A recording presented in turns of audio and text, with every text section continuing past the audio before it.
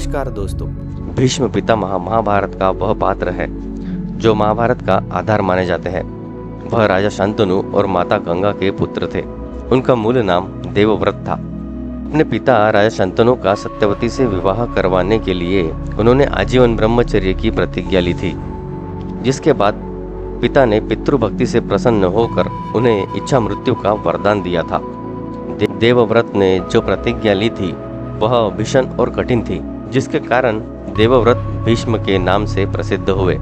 लेकिन प्रश्न यह है कि आजीवन ब्रह्मचर्य का पालन करने वाला व्यक्ति किसी स्त्री के कारण युद्ध कैसे कर सकता है? आखिर कौन थी वह स्त्री जिसने भीष्म पितामह और भगवान परशुराम जैसे महापराक्रमियों का युद्ध करवाया? आज के इस वीडियो में हम आपको इसी कहानी के बारे में बताएंगे। नमस्कार दोस्तों, आध्यात्मिक वायरल चैनल पर आपका स्वागत है। अगर आपने अभी तक हमारे चैनल को सब्सक्राइब नहीं किया है तो कृपया इसे जरूर सब्सक्राइब करें।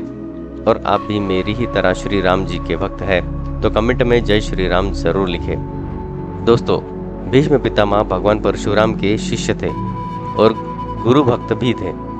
एक दिन भीष्म पितामह और भगवान परशुराम के बीच एक भीषण युद्ध हुआ था जो कई दिनों तक चला था। युद्ध जगत के ऐसे दो पराक्रमी योद्धा के बीच था जिनको हराना असंभव था। महाभारत के अनुसार इस युद्ध का कारण एक स्त्री थी, जिसके चलते भीष्म ने अपने ही गुरु से युद्ध किया था।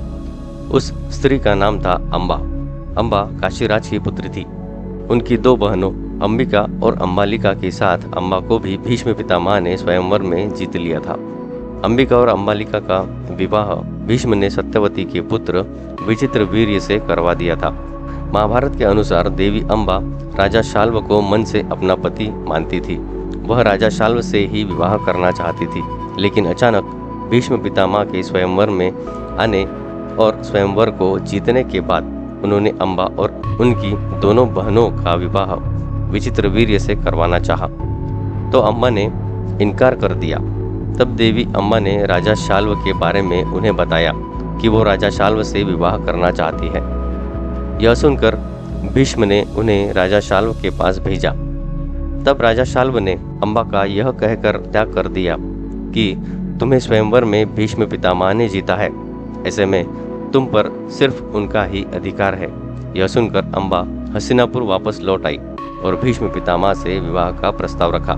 लेकिन भीष्म पितामह ने आजीवन ब्रह्मचर्य का प्रण लेने के कारण उन्होंने अम्बा के इस प्रस्ताव को ठुकरा दिया। दोस्तों, भीष्म ने जब अम्बा से विवाह का प्रस्ताव ठुकरा दिया तब वह न्याय के लिए गुहार लगाते हुए भगवान परशुराम के पास पहुंची। तब भगवान परशुराम ने अम्बा से कहा कि हे देवी, आप चिंता न करें, मैं आपका विवाह भीष्म से करवाऊंगा। यह कहकर परशुराम ने भीष्म को बुलावा भेजा और कहा कि तुम्हें इस कन्या से विवाह करना होगा। अपनी प्रतिज्ञा में बंधे भीष्म ने अपने गुरु की बात नहीं मानी। इसके बाद दोनों में भयानक युद्ध शुरू हो गया। दोनों में किसी की भी हार जीत का फैसला नहीं हो रहा था। परशुराम जी अनेक शस्त्रों के ज्ञाता थे, लेकिन वे भीष्म को परास्त नहीं कर पाए। अंत में परशुराम जी को ही युद्ध भूमि से हटना पड़ा। देवताओं ने आकर इस युद्ध को बंद करवा दिया।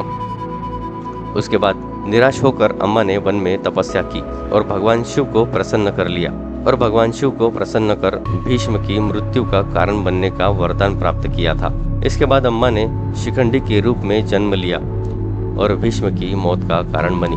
दोस्तों, तो इस कारण से भगवान परशुराम और भीष्म पितामह का युद्ध हुआ।